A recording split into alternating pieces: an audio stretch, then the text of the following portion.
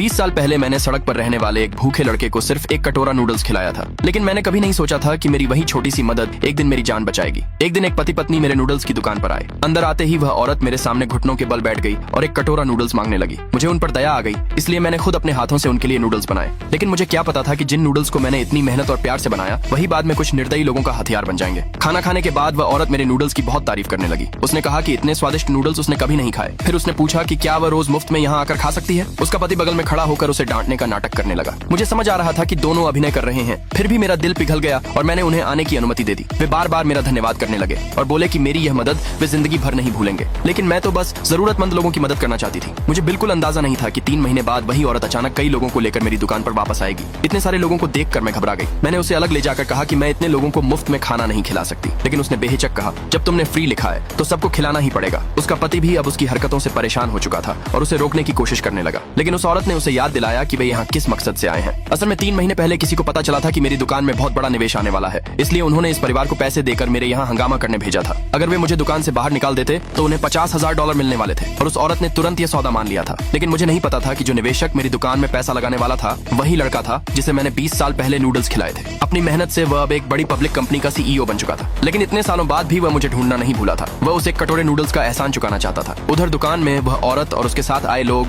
मुझे घेर कर गालियां देने लगे। कुछ लोग तो मुझसे चिपक कर बेहोश होने का नाटक भी करने लगे। मजबूर होकर मैं वापस किचन में नूडल्स बनाने चली गई, लेकिन जैसे ही मैंने पीठ घुमाई उस आदमी ने चुपके से बर्तन में कोई अजीब तरल पदार्थ डाल दिया। उसके तुरंत बाद उस औरत ने मीडिया को बुला लिया। कुछ ही देर में रिपोर्टर कैमरा लेकर दुकान में घुस आए और लाइव प्रसारण शुरू हो गया। बाहर अचानक हंगामा सुनकर मैं जल्दी से बाहर आई। रिपोर्टर ने मुझे देखते ही कहा कि मेरी दुकान के खिलाफ फूड सेफ्टी की शिकायत मिली है और मुझे जांच में सहयोग करना होगा। मुझे लगा वे गलत जगह आ गए हैं, लेकिन जांच के बाद उन्होंने दावा किया कि मेरे बर्तन का खाना बुरी तरह दूषित है। बस फिर क्या था, सभी लोग मुझे दोष देने लगे। उसी समय वहाँ से गुजर रहे CEO ने यह सब देख लिया। उसने मुझे तुरंत पहचान लिया। मैं वही औरत थी जिसने सालों पहले उसे एक कटोरा नूडल्स खिलाया था। दूसरी तरफ इंस्पेक्टरों ने मुझे दुकान बंद करने का नोटिस पकड़ा दिया। उस पल मैं पूरी तरह टूट गई। अगले भाग के लिए नीचे कमेंट में यस लिखे। CEO ने जैसे ही ब्रेज्ड चिकन का एक निवाला खाया उसकी आंखों में तुरंत आंसू आ गए, क्योंकि उसका स्वाद बिल्कुल वैसा ही था जैसा बचपन में उसकी माँ बनाया करती थी। उस समय उनका परिवार बहुत गरीब था। उनकी माँ खुद भूखी रह जाती थी, लेकिन बच्चों के लिए हमेशा सबसे अच्छा खाना बचा कर रखती थी। लगातार कुपोषण की वजह से एक दिन उनकी माँ बेहोश होकर गिर पड़ी। उनके पिता घबराकर उन्हें अस्पताल ले जा रहे थे, लेकिन रास्ते में उनका एक्सीडेंट हो गया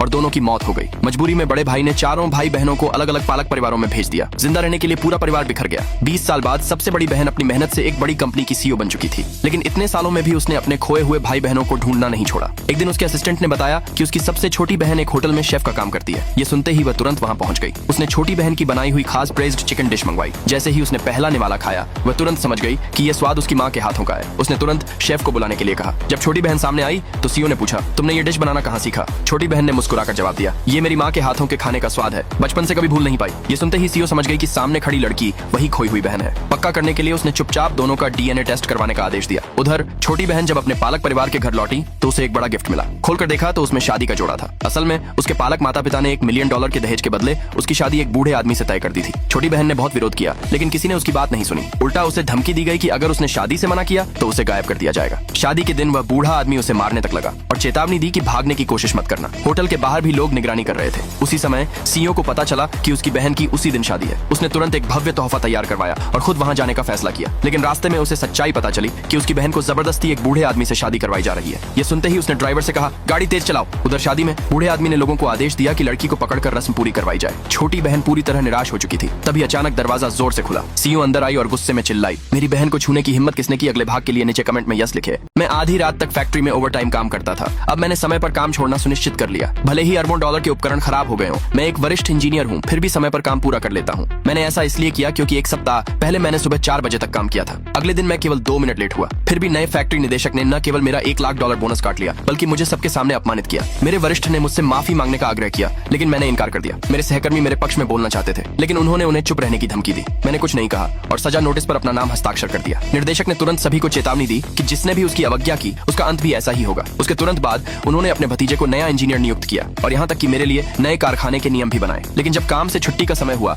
तो मैंने अपना सामान पैक किया और समय पर निकल गया। जैसे ही मैं बाहर निकला एक पड़ोसी कंपनी का चेयरमैन मुझे ढूंढने आया। वह मुझे छीन लेना चाहता था, लेकिन यह फैक्ट्री मेरे गुरु के जीवन का काम थी और मैं इसे कभी किसी और के हाथों नष्ट नहीं होने दूंगा। अगले दिन मैं फिर भी समय पर पहुंच गया, लेकिन जैसे ही मशीनें चालू हुई सब कुछ खराब हो गया। डायरेक्टर ने मुझे जल्दी से अपने पास बुलाया। समस्या की जांच करने के बाद मुझे पता चला कि उन्होंने मशीनों को बिना अंशांकन के चालू कर दिया था। सुपरवाइजर उलझन में लग रहा था क्योंकि मैं उनके आने से पहले ही सारा काम खत्म कर देता था। लेकिन निर्देशक ने मुझ पर बदला लेने का आरोप लगाया और वह इतना गुस्से में था कि उसने मुझे नौकरी से निकाल दिया। इसलिए मैंने फैक्ट्री के नियमों की ओर इशारा किया। ये सब काम के घंटों के दौरान किया जाना था। निर्देशक अवाक रह गया। तभी उनके भतीजे ने आगे आकर दावा किया कि वह मशीनों को कैलिब्रेट कर सकते हैं। निर्देशक रोमांचित था। उन्होंने उसे मौके पर ही समायोजन करने को कहा और यहाँ तक की घोषणा भी कर दी कि वह मेरी जगह लेगा। लेकिन जैसे ही उन्होंने इसे समायोजित करना समाप्त किया, अगले ही सेकंड पूरी उत्पादन लाइन क्रैश हो गई। घाटा तुरंत लाखों में पहुंच गया। कोई विकल्प नहीं बचा। निर्देशक ने खुद को नीचे उतारा और मुझसे मदद मांगी। मैंने एक थर्मामीटर उठाया और प्रत्येक इकाई को एक एक करके जांचना शुरू कर दिया। लेकिन पर्यवेक्षक घबरा गया क्योंकि इससे समय सीमा में देरी होगी। निर्देशक ने मुझे तुरंत गति बढ़ाने का आदेश दिया। शांति से मैंने उसे नियम 5 की ओर इशारा किया। अनुभव के आधार पर किसी भी अंधे ऑपरेशन की अनुमति नहीं थी। निर्देशक गुस्से से कांपने लगा। लेकिन तब मुझे एहसास हुआ कि काम से निकलने का समय आ गया है। मैंने निर्णायक रूप से अपने दस्ताने उतार दिए और जाने के लिए तैयार हो गया। निर्देशक एकदम से घबरा गया। यदि आज रात की डिलीवरी छूट गई तो फैक्ट्री को $300 मिलियन का नुकसान होगा। आखिरकार निर्देशक टूट गया और घुटनों के बल बैठ गया और मुझसे विनती करते हुए बोला, अगर आप होते तो क्या आप माफ कर देते? अगले भाग के लिए नीचे कमेंट में यस लिखे। मैं अपने फ्रेंड्स के साथ खाना खा रही थी। अगले ही सेकंड लड़के के हाथ में रखा सारा खाना सीधे मेरे सिर पर गिर गया। जैसे ही मुझे समझ आया क्या हुआ है, मैं ब्रेक डाउन होकर जोर से चिल्ला उठी। मेरी अचानक चीख सुनते ही सारे क्लासमेट्स का अटेंशन हमारी तरफ आ गया। लड़का मेरी हेल्प करके साफ करना चाहता था, लेकिन मैंने गुस्से में कह दिया, मैं तुम्हें दोबारा कभी नहीं देखना चाहती। सब लोग जल्दी से मुझे रेस्टरूम लेकर चले गए और लड़का वहीं ऑकवर्डली अकेला खड़ा रह गया। उसके बाद होने वाली एक्टिविटीज के दौरान मैंने उससे एक शब्द तक नहीं कहा। डॉर्म वापस आने के आफ्टर भी मेरा मूड खराब ही था। ये देखकर मेरे फ्रेंड्स मुझे लगातार कंफर्ट करने लगे। जब उन्होंने कहा कि मेरे बाल अभी भी स्मूथ और ठीक हैं, तभी जाकर मैंने राहत की सांस ली, क्योंकि मुझे अपने हेयर की बहुत ज्यादा केयर थी। अगले दिन जब मैं रास्ते में चल रही थी, लड़का पीछे से भागकर मेरे पास आया और अपॉलॉजी देने लगा। मैंने उसे ज्यादा ब्लेम नहीं किया, लेकिन अगले ही सेकंड उसने मुझे कॉम्प्लीमेंट दे दिया। उसने कहा, तुम बिना बालों के भी प्रिटी लगोगी। ये सुनते ही मेरा गुस्सा इंस्टेंटली भड़क उठा। मैंने जोर से उसके पैर पर पैर रखा, फिर गुस्से में मुड़कर वहाँ से चली गई। उस दोपहर मैं क्लासरूम पहुंची। फोन चलाने के लिए मैं जाकर लास्ट रो में बैठ गई। मुझे बिल्कुल पता नहीं चला कि मेरे बालों में कुछ फंसा हुआ था। लड़का क्वाइटली मेरी हेल्प करने के लिए उसे निकालने लगा, लेकिन अनफॉर्चुनेटली मैंने ठीक उसी मोमेंट उसे देख लिया और मैंने फिर से उसे गलत समझ लिया। वो चाहे जितना एक्सप्लेन करता रहा, मैंने उसकी एक नहीं सुनी। अगले ही पल उसके चेहरे पर स्लैप का निशान पड़ चुका था। उस शाम होने वाले लाइव स्ट्रीम के लिए मैंने अपनी नोटबुक में स्पेशली शॉपिंग लिस्ट लिखी थी। ये चीज लड़के ने नोटिस कर ली, लेकिन वो कुछ कह पाता उससे पहले ही मैंने फिर से उसे घूर कर देखा। लड़का तुरंत क्लास पर ध्यान देने का नाटक करने लगा। उस शाम मुझे अचानक अपनी फ्रेंड का मैसेज मिला। जो फ्रेंड शॉपिंग करने गई थी वो ट्रैफिक में फंस गई थी। ये सुनते ही मैं बहुत एंग्शियस हो गई। तभी अचानक मुझे लड़के का मैसेज आया। उसने मुझे नीचे आने को कहा। कंफ्यूज्ड होकर मैं नीचे गई। जैसे ही हम मिले, उसने मेरे हाथ में एक बैग पकड़ा दिया। मेरे कंफ्यूज्ड एक्सप्रेशन को देखकर उसने एक्सप्लेन किया। उसने क्लास में मेरी नोट्स देख ली थी, इसलिए रास्ते में आते समय वो मेरे लिए सारी चीजें खरीद लाया। पहले मुझे लगा उसने बस रैंडमली सामान खरीद लिया होगा, लेकिन सरप्राइजिंगली उसने जो भी ब्रांड्स खरीदे थे वो एग्जैक्टली वही थे जिनकी मुझे जरूरत थी, और उन चीजों को खरीदने के लिए नॉर्मली लंबी लाइंस में वेट करना पड़ता था। उसकी इन एक्शंस ने मेरे दिल में अजीब फीलिंग्स जगा दी। मैंने एक कैंडीड हॉथॉर्न स्क्यूअर निकाला और उसे दे दिया। पहली बार मैंने ऑनेस्टली उसे थैंक यू कहा। लड़का खुशी से ऑलमोस्ट पागल हो गया और उसे देखकर मैं भी वहीं खड़ी मुस्कुरा उठी। आखिरकार उसकी हेल्प की वजह से मैं सक्सेसफुली अपना लाइव स्ट्रीम शुरू कर पाई। पार्ट 2 के लिए कमेंट में यस लिखिए। लड़के ने चुपके से अपने परिवार की 100 सालों की जमा पूंजी उठाई और सीधे ट्रेडिंग हॉल पहुंच गया। वहां जाकर उसने एक ऐसी गोल्ड स्टॉक खरीद ली जो बुरी तरह गिर चुकी थी। पास खड़ी एक महिला सीईओ ने यह देखा और तुरंत उसे रोकने की कोशिश की, लेकिन लड़के ने कॉन्फिडेंस से कहा, ये स्टॉक भविष्य में जरूर ऊपर जाएगी। सीईओ को उसकी बात पर जरा भी भरोसा नहीं हुआ। उसे लगा